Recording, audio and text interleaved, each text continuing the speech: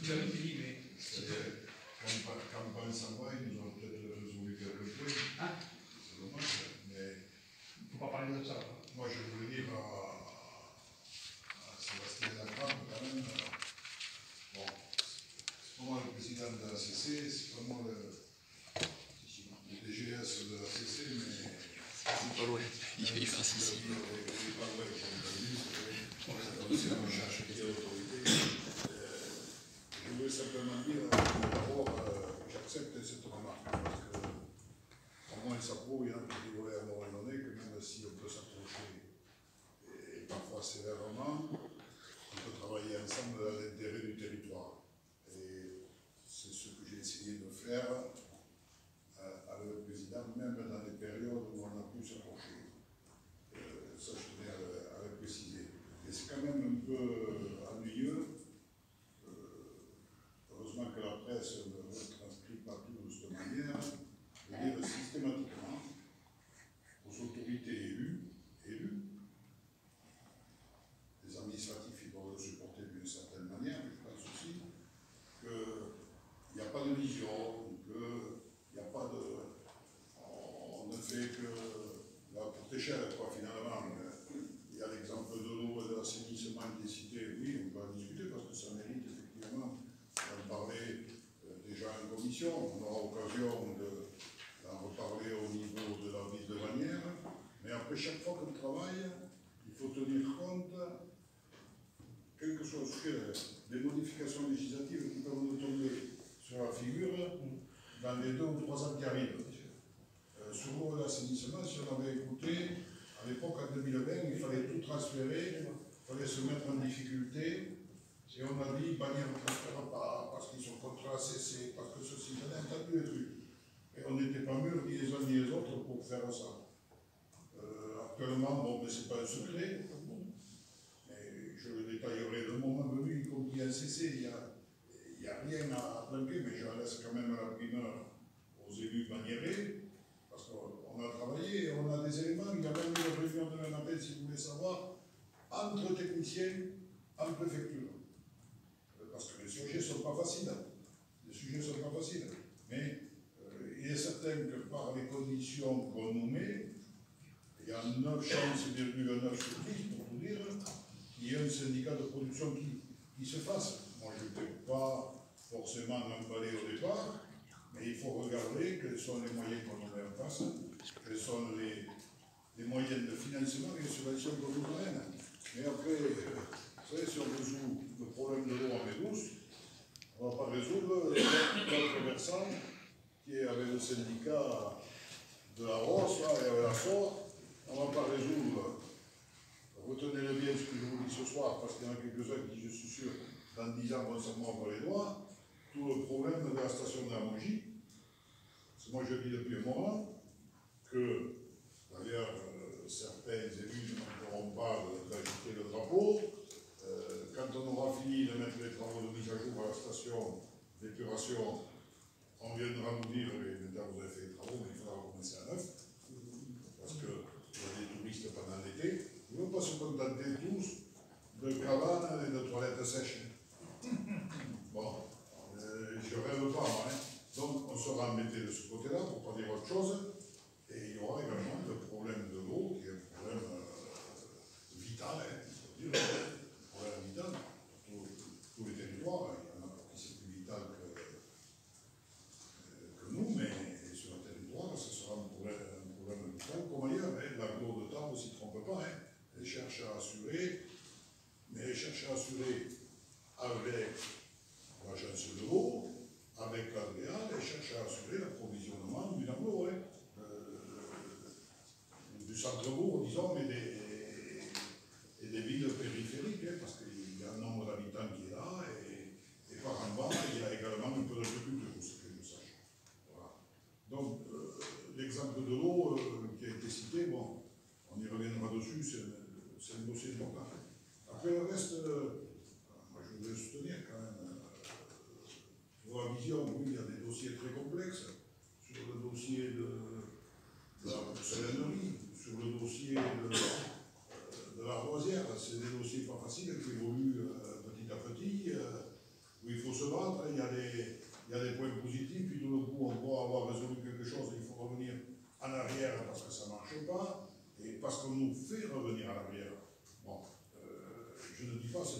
se dédouaner de toute responsabilité. C'est pas mon style. Alors après, oui, je pense qu'à toutes les réunions, il y aura les pour, il y aura les contre. Est-ce que vous croyez que dans la salle, il y a beaucoup d'élus qui sont pour aller annoncer des hausses d'impôts? Il n'y en a aucun.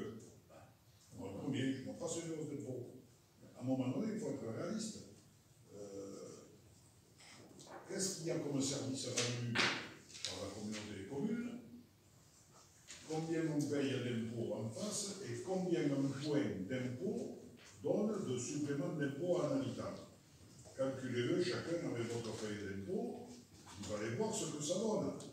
Moi, je regrette qu'il ne faut pas toujours pleurer sur la misère non plus, parce que je regarde de temps en temps, quand je traverse le parking de Carrefour, c'est Roland de Tout qui citait le coût du portable, donc je ne vais pas forcément le copier là-dessus, mais c'est une réalité. Je citerai le paquet de cigarettes et tout simplement la fumette, parce que quand vous traversez Carrefour, vous ne voyez plus des cigarettes, vous voyez de la fumette qui va coûter un peu plus cher. Et vous la sentez si vous ne la voyez pas. Bon, donc, toutes ces choses-là, personne n'en parle. Tout le monde est dans la misère. Regardez combien ça fait un point d'impôt en plus. Après, je crois qu'on en a longuement débattu et il y aura un vote là-dessus au moment du budget. Et moi, j'appelle tout le monde à rester un peu réaliste pour cette année. Est-ce que quand on demande, je ne sais pas si je m'explique bien, à la CCHB, 4,80 d'impôts au lieu, non, 4,53 au lieu de 2,80, est-ce que vraiment, on ne va pas jouer au démagogue, tous vous êtes maire, vous êtes obligé de dire non. Non, de temps en temps, mais vous le faites, est-ce qu'on n'a pas une explication, là aussi, sur cette hausse d'impôt, de pouvoir expliquer ça? Parce que moi, vous savez, je vais vous dire, il y a des communes, dans la position, c'est pour ça que je regrette que quand on soit parti, ça fait partie, qui ont quand même pris des ronds dans la réforme qu'il y a eu, et il y a des maires qui ont des situations budgétaires quand même confortables et qui ont la possibilité même de baisser l'impôt chez eux. Ça atténue la hausse à cesser. S'ils veulent le faire, chacun est libre dans sa commune. Chacun est libre dans sa commune. Mais nous, en manière, on avait annoncé des choses. On les fera. Et moi, je vais vous dire, il y aurait eu moins de hausse d'impôt à la CC. Et bien, à manière, on aurait fait peut-être une hausse en moins, mais en net, c'était plus profitable pour l'habitant. Ça nous pénalise dans ce qu'on veut faire. On ne croyait pas, ne croyez pas emmerder que les vanilleries en disant qu'on va baisser la DSC. Vous allez en emmerder d'autres. Alors, je sais que ça va venir après, dans les années qui viennent, mais moi je dis, passons les années, il faut une vision, mais on a un problème à régler maintenant. L'année prochaine, dans 2 ans, j'ai regardé le plan pluriannuel. Quand même, comme tout le monde, je le connaissais un peu parce que, oui, jusqu'en étant peut-être en gouvernant la CC, comme certains disent, mais c'est pas vrai, on voit quand même qu'il y aura des travaux à faire sur nos piscines. À quel rythme? C'est rien. Moi, personnellement, je n'ai pas vu de document qui me permette de dire qu'il faut faire sur 1 an, sur 2 ans, sur 5 ans. J'en sais rien du tout. Ça, c'est des débats qu'on va avoir dans les années à venir. Ça conditionnera ce qu'on doit faire avec une DSC, avec de l'impôt aussi. De l'impôt, quand on veut faire des choses, alors bien sûr, il y a toujours ce qui est long, on ne va pas à la piscine, on s'en fout. Quand vous avez voté pour le formalix, il y en a qui sont parlés, qui ne s'en foutaient pas de voter pour le formalix. Ils avaient voté contre la reprise. Donc, je vous dis tout simplement, regardez les votes un peu, il y en a qui n'ont jamais posé les pieds et qui ont voté. Bon, donc, il ne faut pas se sentir gêné, traitons les problèmes année par année. Moi, je crois que, mais arrêtons de dire sans arrêt ce manque de vision. J'espère que les journalistes m'écouteront là-dessus, parce que franchement, c'est faire passer des élus qui sont dans l'exécutif un peu pour des tocards par rapport à d'autres collectivités. Et moi, je trouve que si vous y avez pas vous dire comme ça, c'est pas monter à sa défense, c'est vis-à-vis de tout l'exécutif et des maires et des vice-présidents qui travaillent, dans les décisions, c'est pas répondre. Merci. Je peux rajouter quelque chose? Non, attends, je vais être un petit peu. Non, mais parce qu'effectivement, se pose la question de la hausse des coûts. Ça, je peux l'entendre, mais il y a des arguments qui ont été donnés, Claude vient d'en parler. Moi, je vous invite quand même à regarder autour de vous les collectivités qui sont effectivement regroupées en communauté de communes, sachant que le seul levier fiscal que vous avez, c'est la CFE, pour faire simple, et le foncier bâti. Parce que le reste, effectivement, ne nous appartient plus. Allez voir ce qu'il y a en face comme service proposé à la population. Je vous invite vraiment à le regarder. Et n'allez pas dans le département voisin, vous restez sur le département. Vous regardez comment ils lèvent l'impôt et ce qu'ils en font. Et puis après, on peut en rediscuter. Et sincèrement, quand vous vous dites ici que oui, il y a des services à la population, sur les services à l'enfance, sur la cuisine centrale et bien d'autres choses, puisqu'on ne va pas les réénumérer, et sincèrement, je vous invite à comparer avec ce qui se passe à côté, y compris avec les taux de foncier bâti dont on parle ce soir, puisque malgré tout, et il est vrai, que ça a une incidence sur notre fiscalité. Regardez-le, voilà. C'est juste pour que je vous invite à les tests de recherche. Oui, Sébastien, pour une dernière fois. Oui. Non, parce que sur la vision, je suis d'accord avec lui. À force de dire qu'on n'a pas de vision, sauf que ça fait 20 ans que pour certains qu'on est ici. Ça fait longtemps qu'il n'y en a pas. Hein. Non, mais non, il y a quand même quelque chose qu'il faut être. La compétence principale de la Compom, ça a été son développement. Ça a été le développement économique. Vous voyez, on y avait fait tout tas de choses. Si on en reste à ça, le développement économique, c'est quoi? À part l'entreprise et le milieu de l'entreprise. On s'est créé en 1994 devant un désert industriel, c'est la disparition du site de Soulé. Si vous estimez que pendant 25 ans on n'a rien foutu, moi je veux bien, mais donnez-moi des chiffres pour me dire qu'on n'a rien foutu.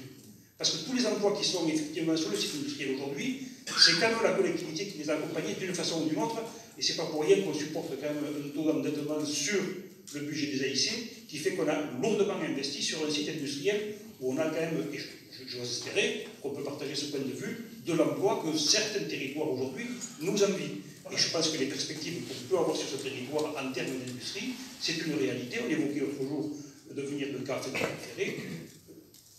Convenons quand même que beaucoup de territoires, y compris ceux qui sont dans les vallées pyrénéennes, il suffit d'aller des départements voisins, envient quand même l'essor et le sort qui nous est réservé quand même en matière d'industrie et sur le développement économique qui a été pour nous, on est quelques témoins ici de l'histoire, on est quand même quelques témoins d'un accompagnement dans une compétence majeure de la communauté qui a fait que malgré tout, on a maintenu un tissu industriel et heureusement qu'on l'a, puisque Philippe n'est plus là, mais lorsqu'on avait travaillé sur le SCOT, on avait bien vu que les 4 piliers, il y avait forcément le développement industriel, et là on avait la main dessus. D'autres on l'a beaucoup moins, mais on le sait, et là-dessus on avait la main. Voilà ce que je voulais préciser quand même pour arrêter de dire qu'il n'y a pas de vision. Non, la vision, sincèrement, c'est l'accompagnement d'une collectivité qui a été créée en 1994, je le répète, pour sauver un tissu industriel.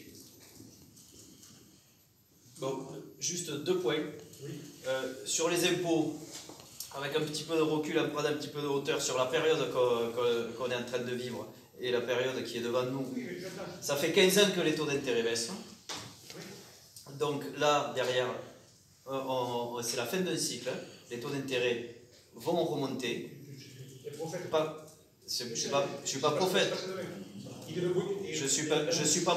Je suis pas prophète, parce que si moi je suis prophète, c'est qu'il y a plein de gens qui sont prophètes aussi. Donc il y a des gens dont c'est le métier, qui sont là pour analyser les choses. Aujourd'hui on rentre dans une période inflationniste, c'est pour ça que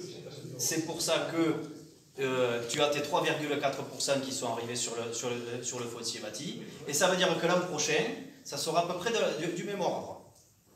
Et si la tendance se confirme, c'est pour ça qu'il n'y avait pas urgence, je pense, à augmenter la fiscalité, parce qu'elle aurait pu être amortie, cette hausse-là, et entre-temps, tu l'as compensé, comme le disait Thierry, avec un effort de DSC. La DSC, c'est pas binaire, c'est pas 0 ou 1.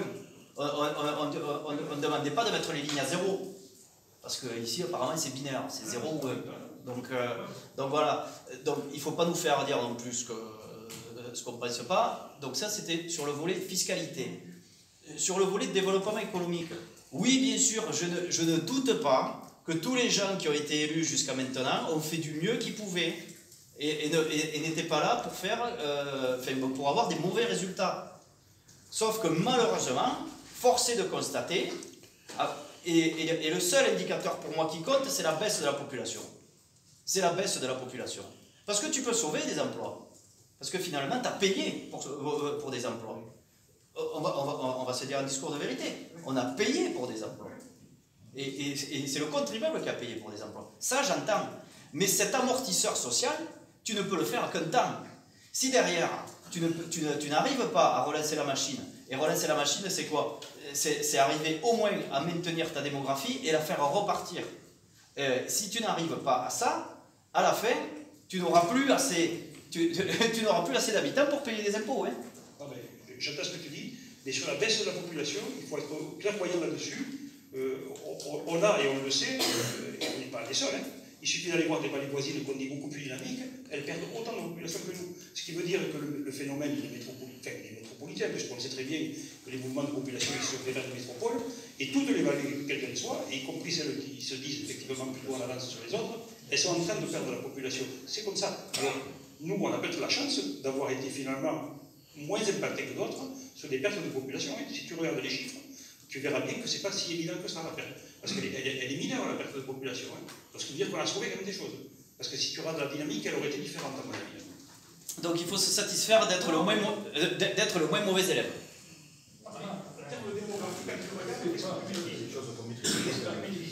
C'est pas des choses qu'on maîtrise. Mais aujourd'hui, mais alors je suis d'accord avec toi, c'est pas des choses qu'on maîtrise. Mais si aujourd'hui, en tant que politique, tu te dis je ne peux rien faire, eh bien tu fais comme les autres, tu restes à la maison. Alors à la limite, on ne vient pas ici. Hein. Si en tant que politique, on ne peut rien faire, il y a peut-être en coulisses des gens beaucoup plus intelligents que nous qui sont en capacité de prendre nos places. Hein. Alors c'est où, à un moment donné, on décide de mettre des choses en place et de regarder ce que les autres ont fait, mais ça, il faut que ça soit une obsession pour nous. Ce retour à une démographie positive, il faut que ça soit une obsession. Donc si on pouvait bâtir sur ça déjà, ça serait pas mal. Oui, mais comme je t'ai dit, moi j'ai fini déjà. M'entraîner, je veux dire. Oui, je vais en profiter pour compléter. Faire venir de la population, c'est une bonne idée. Ça tombe bien, moi je suis ce qu'on appelle un néo-arrivant. Oui, mais il fait pas d'autre. Et je dois vous dire qu'il y a des efforts à faire sur l'accueil et sur l'attractivité. Moi j'ai proposé au sein de ma délégation, dans l'objet de ma délégation, donc de la compétence alimentation territoriale, qu'on mette en œuvre un projet qu'un autre territoire, que d'autres territoires ont produit, c'est-à-dire tendre vers le 100% bio et local au sein de notre cuisine centrale, et donc de nos cantines scolaires, et donc de nos écoles. Et donc peut-être un message envoyé à la population extérieure, ou ici, qu'on prend soin des familles, on prend soin des enfants, on prend soin des terres agricoles, on prend soin de l'alimentation saine, de l'alimentation durable. Donc tout ça, ça représente quelques centaines de milliers d'euros d'investissement, ça représente de l'emploi derrière, ça représente du bien-être, ça représente beaucoup d'indicateurs qui sont intéressants et vertueux. Malheureusement, c'est pas comme ça qu'on construit nos politiques publiques ici, aujourd'hui. J'espère que ça va changer, j'espère que demain, il y aura un véritable groupe de travail qui se mettra en place pour mettre en place une régie agricole, pour qu'on préempte des terres, pour qu'on installe des maraîchers, pour qu'on fasse en sorte que nos cantines soient fournies non plus avec des boîtes, mais avec des vrais légumes qui viennent de Haute-Bigorre. Et pour ça, il suffit seulement d'avoir de la volonté. Tout ce qu'on vient de dire là, c'est exactement une question de volonté en fait. Il suffirait qu'on le décide et demain ça a lieu. Donc moi je soutiens les volontés de changement. Je sais, bien sûr, quand on est là depuis 20 ans ou 30 ans, c'est difficile en fait d'avoir envie de changer, mais c'est tout l'objet de la transition écologique. Il va falloir changer, qu'on le veuille ou non, et on aura l'occasion d'en reparler lors des prochaines séances, vous verrez. Les questions de déchets, voilà, on est contraint aujourd'hui. Les questions d'eau, demain, on sera contraint. Les questions de hausse de l'énergie, on sera contraint. Tout ça, c'est des questions de transition écologique qui auraient pu être abordées il y a déjà 30 ans. Donc, du coup, on va les subir, bien comme il faut. Moi, j'entends que vous soyez dans le déni et que vous disiez qu'on n'a pas eu le choix, qu'on ne pouvait rien faire d'autre. Non, je suis désolé, c'est ce qu'on appelle il y a des familles politiques qui définissent des idées. Et aujourd'hui, ben, je pense qu'on a besoin, c'est plus que nécessaire de prendre un virage écologique. Donc n'hésitez pas à revenir vers moi si tout ça, ça vous intéresse. Et sinon, ben, on en reparlera en conseil la prochaine fois. Bien, merci. Juste une réponse à Sébastien. Juste à Sébastien, je vais lui répondre parce que je parle de compétences. Oui, oui. Juste te répondre par rapport à l'assainissement. On a pu ressortir un peu les dossiers parce qu'on avait déjà travaillé sur ce transfert de compétences en 2017-2018 avec Magali Renard. Les dossiers, il y a un recensement qui a déjà été fait. On devait lancer une consultation avec l'aide de l'agence de l'eau qui n'a pas été faite parce que la loi nous a changé la donne. Donc il faudra le réactualiser. Je ne veux pas dire qu'on est prêt, mais on n'est pas derrière l'oreille. Bien, merci. On arrive, j'espère, au bout de ce débat. Pardon, oui, voilà, vas-y. Juste pour terminer, le coup du portable, je le referai parce que les nouveaux ne le connaissent pas. C'est une anecdote. Deuxièmement, quand vous avez une déchetterie de bannière, ne soyez pas surpris si vous croisez un vigile parce qu'on est à nouveau importuné de façon fréquente. Donc voilà, on est obligé de mettre en place un vigile pour sécuriser un petit peu. Donc, depuis ce matin, il y a un vigile à la déchetterie de bannière. Bien. Merci.